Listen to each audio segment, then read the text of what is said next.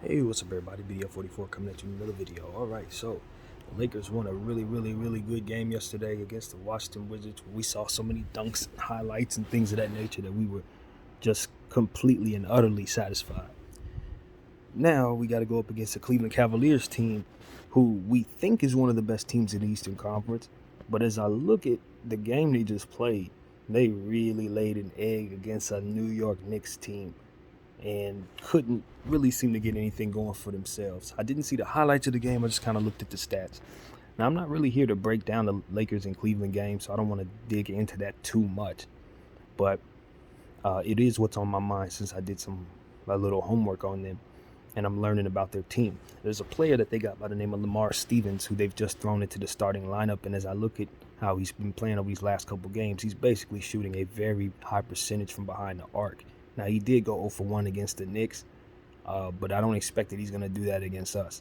So we need to be aware of Lamar Stevens. This is my first time ever hearing of the dude, and I'm fresh off homework, so that's why I'm telling y'all now. But the Cleveland Cavaliers, they're struggling, man.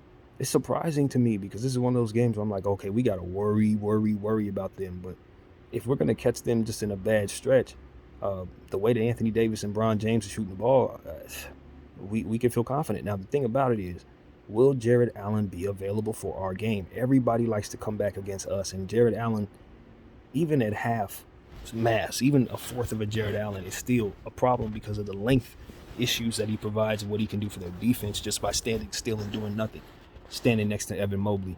So we have to take into account that a lot of what they're going to be doing is going to be determined by how much size they'll be able to throw at us. But it was a situation where, like, Donovan Mitchell, for example, didn't shoot well. Darius Garland didn't shoot well. If you ask me, they just overlooked the Knicks because they think about us.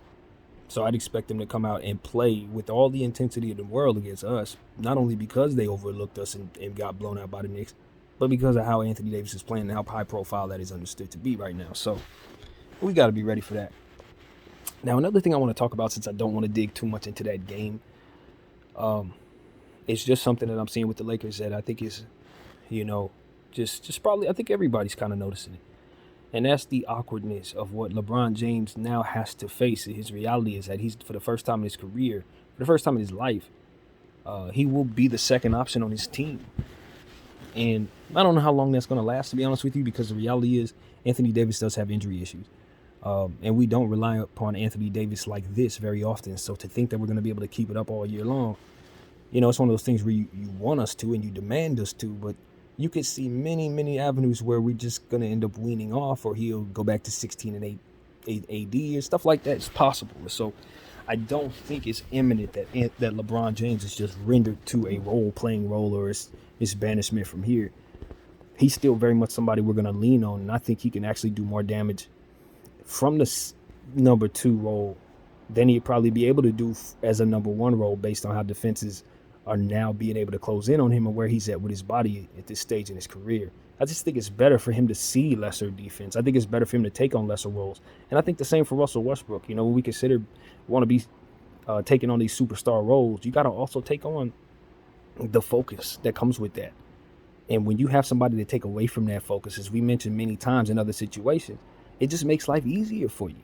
And so that's what I think could be possible for LeBron James. And I think it's going to take a real kind of adjustment period for him personally to kind of take that on and kind of embrace that. And I think that it's an unfortunate devil in the room for him, because what's best for the team is for him to do this, but he's facing a certain window of time, and he does have personal goals that he's been working on his entire career. And one of the ones that he's working on is Kareem Abdul-Jabbar. And he don't really know if he's going to be as healthy enough to just say, well, yeah, we could just pace ourselves. And the way these injuries have been hitting him, he's at risk of not reaching his goal of catching Kareem if something goes wrong with his health. So if this were like 8 years ago, when his body was every day, you know what I mean, he could get up every morning and know his body going to be able to react well to everything, he probably would be more likely to want to make a sacrifice necessary to do every little thing for every little play for us. But given the fact that he's working against his own clock and his own body, it's like, man, I'm trying to hurry up and score a lot. So y'all trying to get AD the ball and get him to average 50 points, it's going to take away from my personal goals. And if I get hurt, I'll never reach him. And so it's like, it would be easy if we could just say, okay, well, Bron, we could just trade you and send you to a situation where that could work. But that's not where we're at because of the way that he signed his deal. It's like we can't trade him this year. So he's stuck in this situation where he has to either sacrifice his personal goal and risk never reaching it for the betterment of the team so he can have a chance at a championship with a team that probably isn't really good enough unless AD plays at this level forevermore. And so it's like, for him, I understand the position he's in, and then you look at the fans, and this is what really makes it a devil in the room. We're like, yo, we want to see AD go crazy because obviously we've been watching Bron. We haven't won but one championship with him leading things, We're looking at it like, bro, we've been waiting for AD to play this level, man.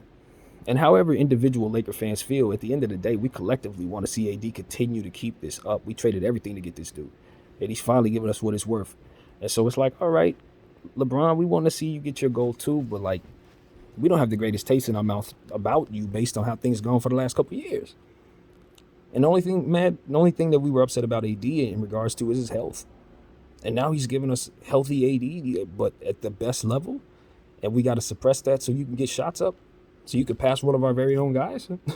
Like, I don't think that's a very favorable situation to be in if you're LeBron James.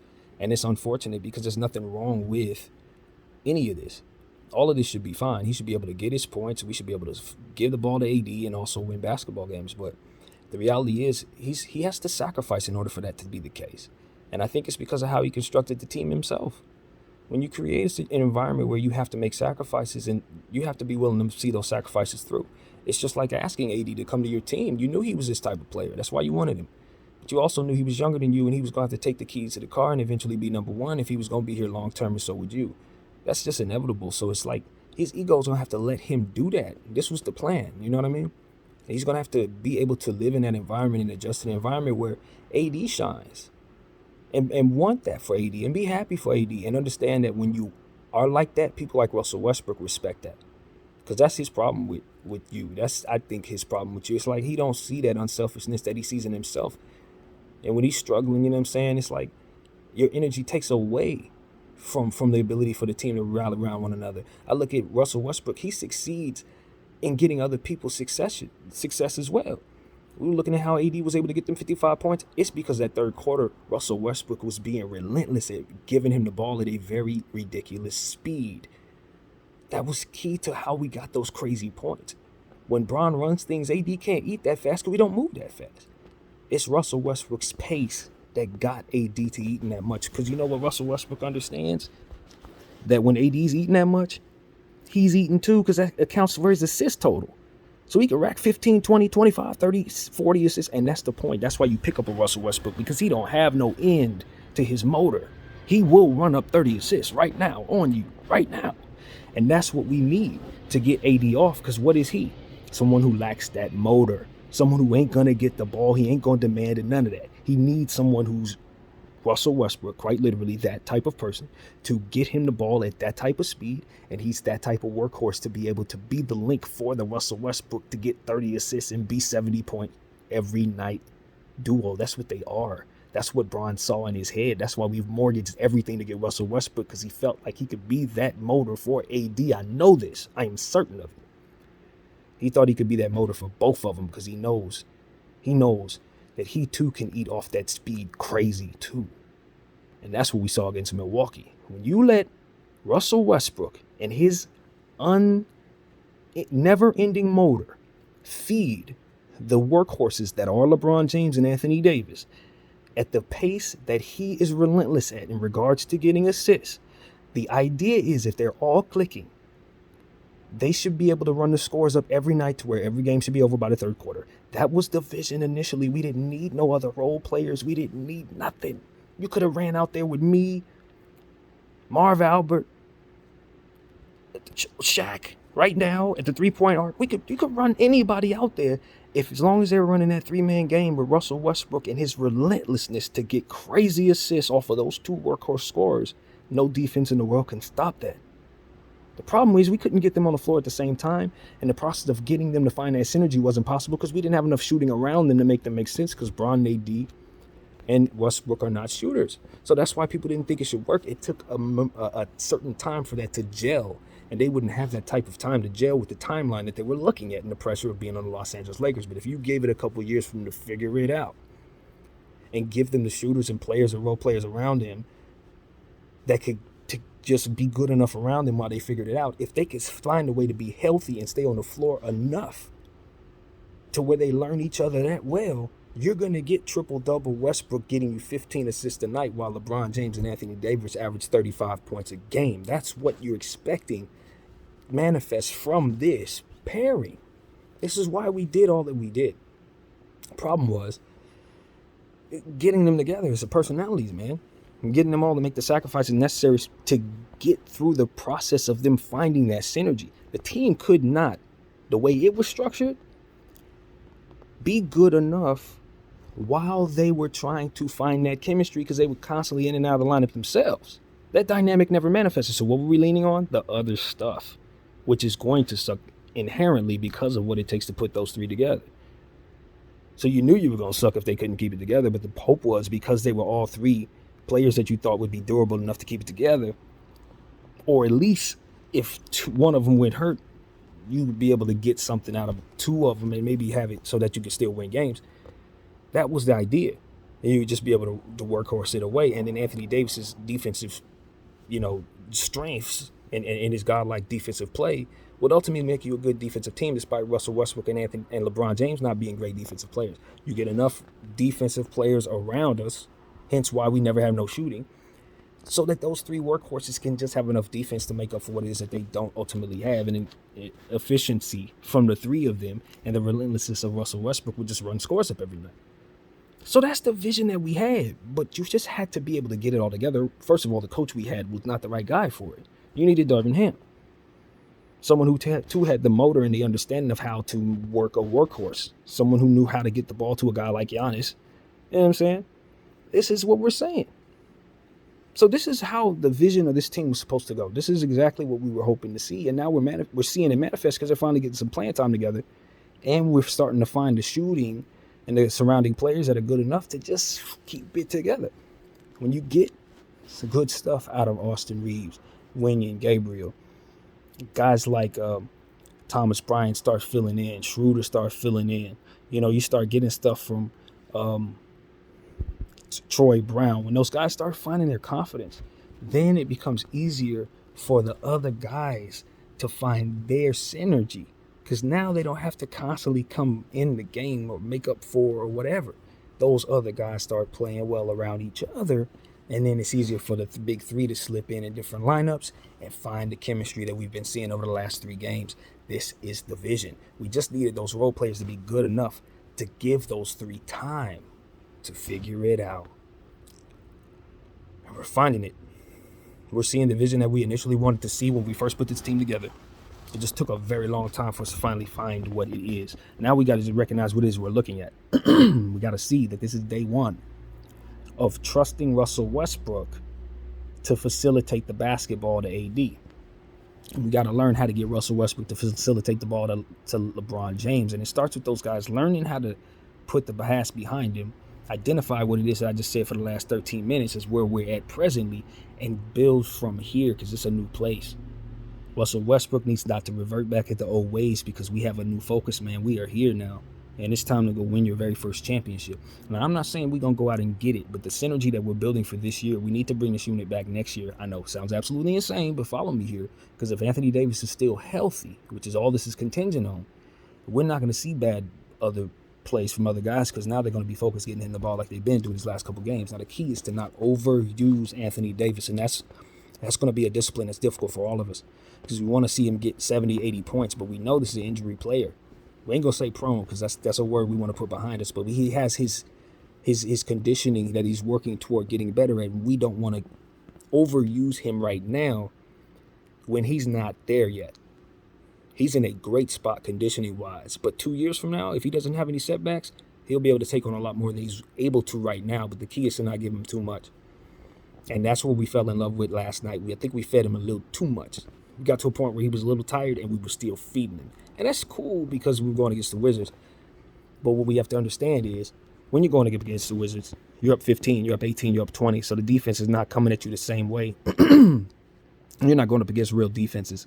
If the game is close, you're going up against real defenses. He's going to be taking on more physical punishment. He's going to be taking on harder fouls. They're going to be throwing more at him. It's going to be more people, kind of crowding him. And so we need to understand the difference and not force feed him in those situations versus what we did yesterday. When he starts feeling fatigue and he's going up against Evan Mobley and Allen and they're swinging and their arms are waving and pushing, we're going to have to get away from him or sit him down for breathers, use our timeouts wisely to keep him fresh.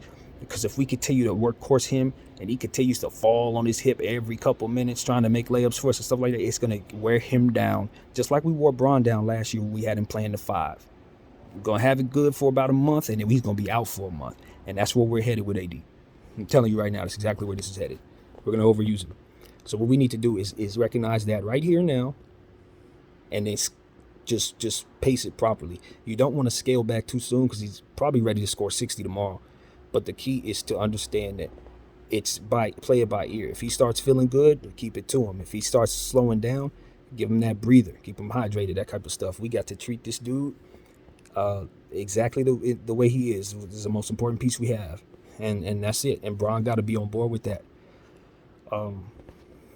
And you're doing it because you're sacrificing what's necessary so that you can win a championship. The goal is championship. And I know that sounds crazy for those who've been watching our season.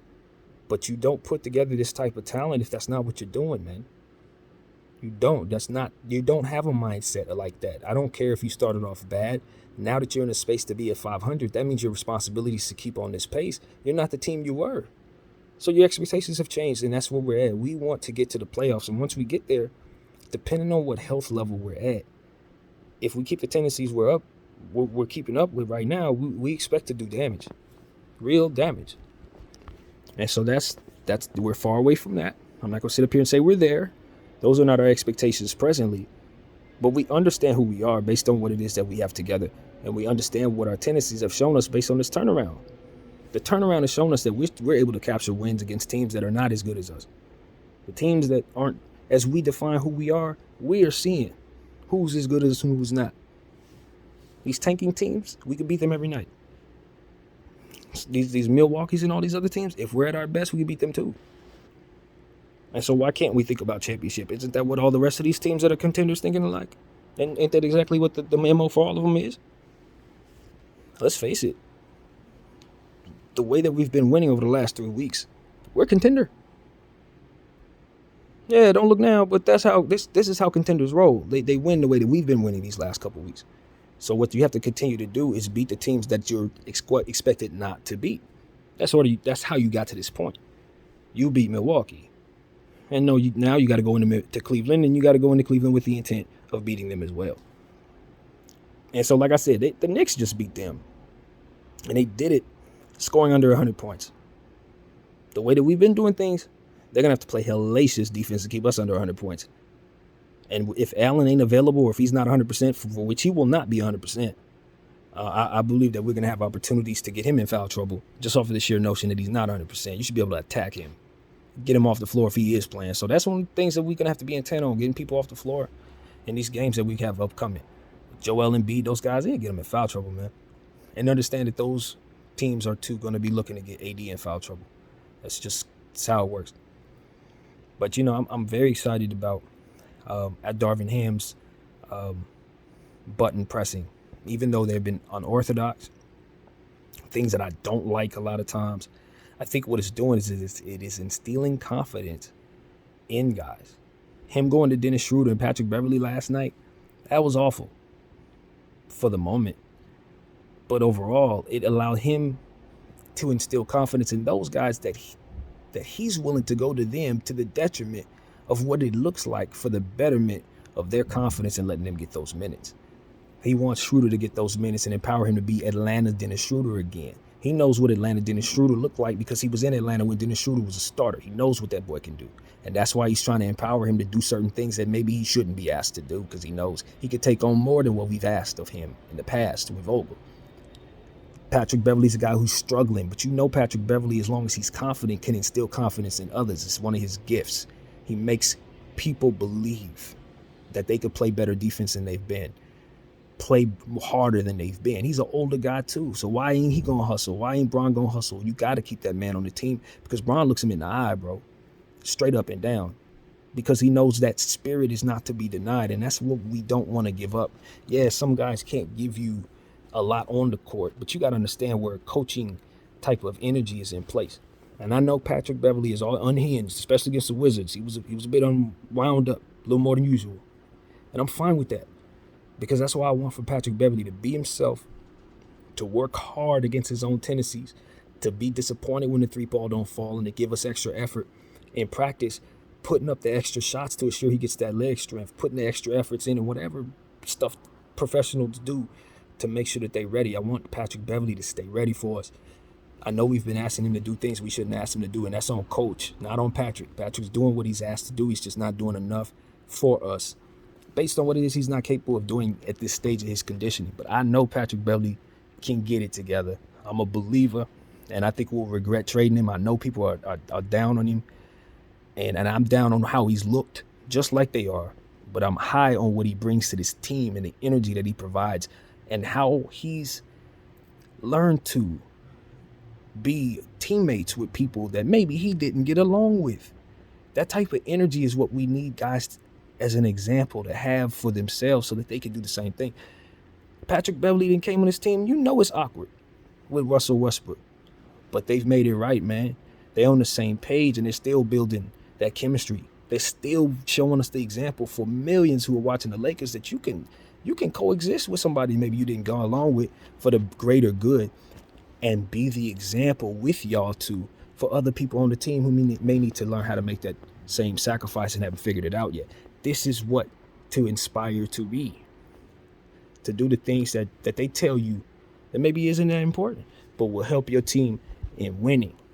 We are seeing it. We're talking about it on this channel. We're telling you when guys do selfish things, how it begets more mistakes. We're telling you how when guys do certain things that are unselfish that maybe make them humble and humble them in the eyes of others, how that inspires great energy in others, and how it makes others want to do the same thing.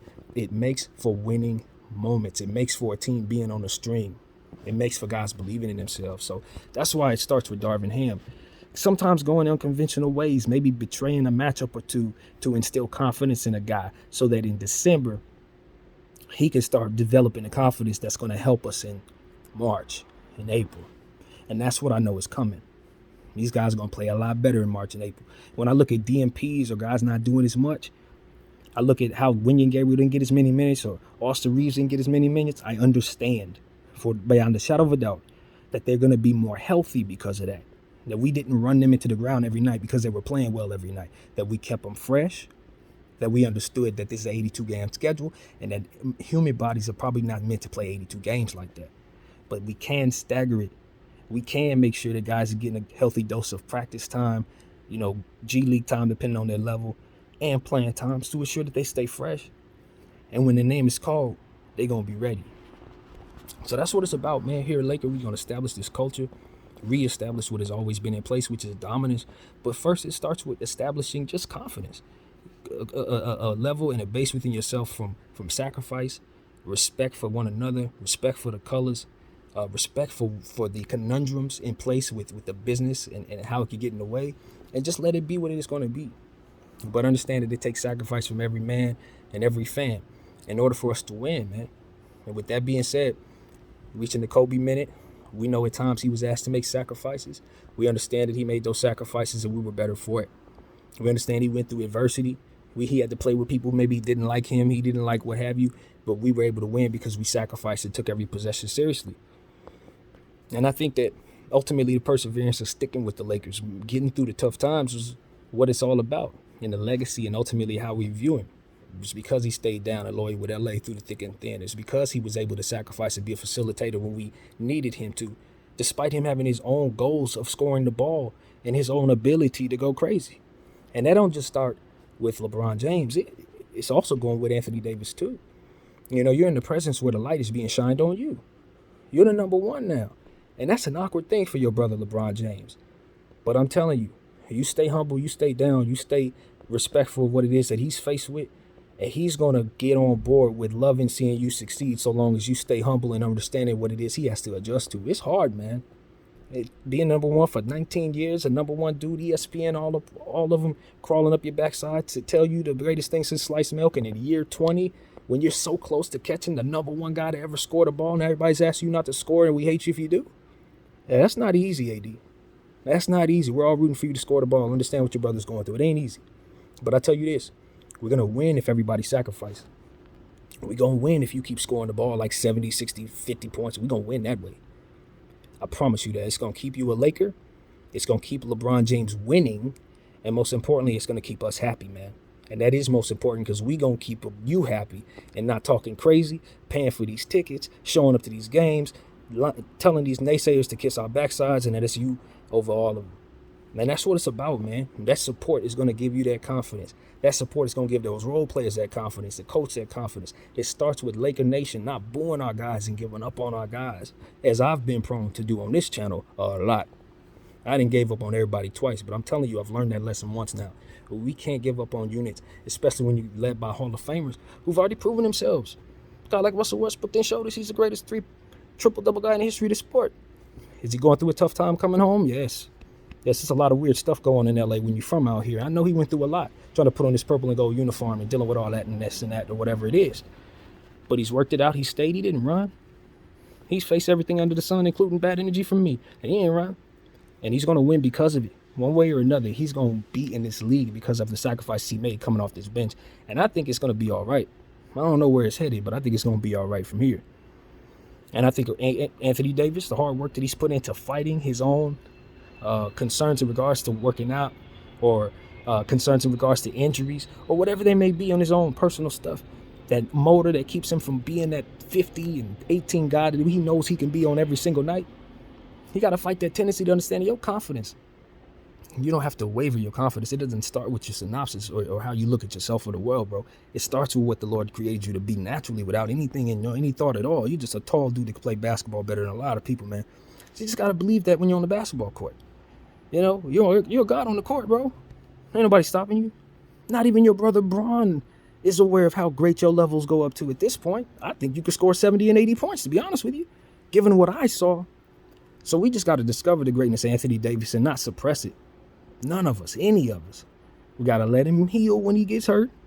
We got to accept the fact that some days he ain't going to feel like that. But then we got to elevate him every day so that he could be the best version for him, for himself, for us, for LeBron, for Chicago, for LA, man. For Anthony Davis. He don't deserve to be questioned or whether or not he's a 75. Nah. When you wake up and you're Anthony Davis and you can do what he did against the Milwaukee Bucks and what he's done against the Washington Wizards and what he's done at certain times in his career, you just got to be able to develop the confidence to show that every night and develop a love for what it takes to be that version of yourself. The nutrition, the fitness, the rest, peace of mind, whatever it takes in your life to be an athlete of sharp muscle and sharp mind. That's what it's about, man. For every athlete at every level. You know what I'm saying? And for AD, you know, we're very happy that you're playing this level. We want to see you continue to be healthy, continue to like being in Los Angeles, and hopefully our organization can make good decisions to ensure that your future is straight, man. Man, we say the same for LeBron James. We appreciate that he chose us initially. We appreciate the 4, 5, 6 years of him leading us. And him taking the back seat is leadership. Just like Russell Westbrook coming off the bench is Hall of Fame stuff because it's not chess, it's checkers. That we're trying to strategize ourselves to be champions in the midst of impossible adversity. And that's what it's about. We can't wait for someone to walk through that door. You got to be able to take the 15 guys you got in that locker room and get the most out of yourselves. And if you discover you're good enough to be something, then walk through that door too. And that's what I think this team has discovered, man. So that's what I'm preaching. I'm finding it. I'm learning to believe in this team. I don't love the talent as a whole. I don't love the fit. All that stuff is whatever. But at the end of the day, if they're proving it, they're proving it. And it starts with sacrifice. And it ends with Anthony Davis being the focal point, man. You know what I mean? That's what it's about. And hopefully the team can continue to win.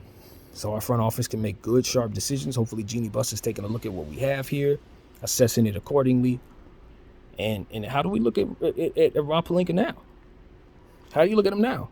When you see the team turn around, what he's put together is doing it and reacting this way. How do we look at him? Well, what's the assessment today? I think at the end of the day, what we're learning is that we haven't learned everything we need to know. But the reality was that old cliche about this team having played enough together really was the thing. And as they're starting to play more together, this trio, they're logging more time together. They're starting to show us that they actually can play together. They actually can do crazy stuff, especially when they all have the pecking order in mind, man. AD first, Bron second, Westbrook third, with the intent on getting everybody involved, especially Anthony Davis. Assisting the ball is the way to go, Westbrook. And if we keep our turnovers down, we can beat anybody, man. But I think the accepting that Westbrook is going to turn the ball over and LeBron is just going to turn the ball over is something that we just going to have to deny this year. I know those are your tendencies, but you have to work against those if we're going to win, man.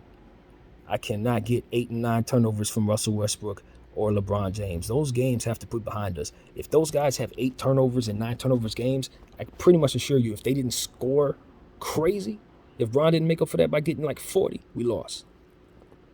It cannot happen. We have to be disciplined in that way, man. And I think our basketball team can grow there. What our capability is that of what we saw against Milwaukee. And if we're turning the ball over, chances are we're not playing to what it is that we're capable of.